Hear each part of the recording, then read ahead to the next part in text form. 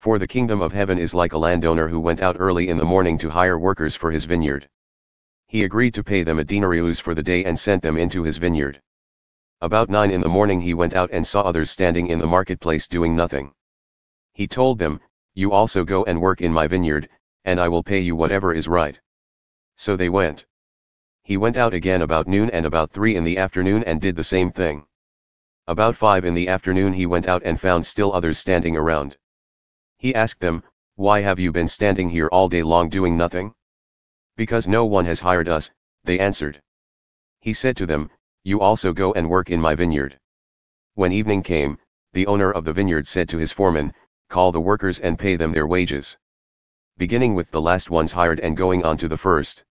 The workers who were hired about 5 in the afternoon came and each received a denarius.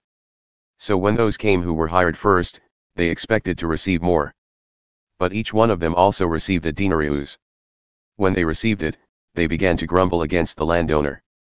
"These who were hired last worked only 1 hour," they said, "and you have made them equal to us who have borne the burden of the work and the heat of the day."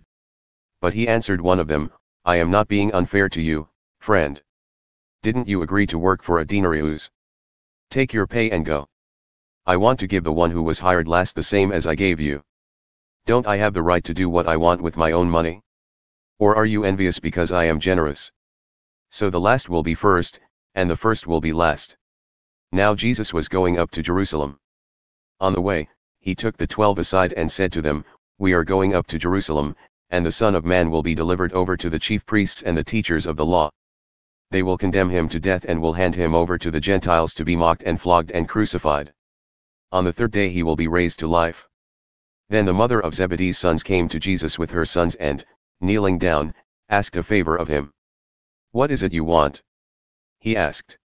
She said, "Grant that one of these 2 sons of mine may sit at your right and the other at your left in your kingdom." "You don't know what you are asking," Jesus said to them. "Can you drink the cup I am going to drink?" "We can," they answered. Jesus said to them, "You will indeed drink from my cup, but to sit at my right or left is not for me to grant. These places belong to those for whom they have been prepared by my Father." When the 10 heard about this, they were indignant with the 2 brothers.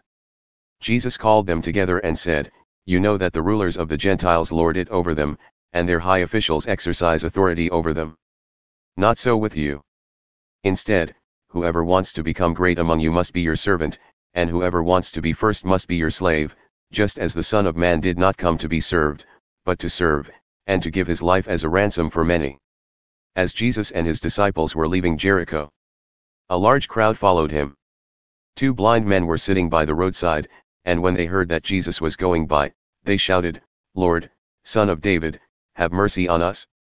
The crowd rebuked them and told them to be quiet, but they shouted all the louder, "Lord, Son of David, have mercy on us." Jesus stopped and called them. "What do you want me to do for you?" he asked.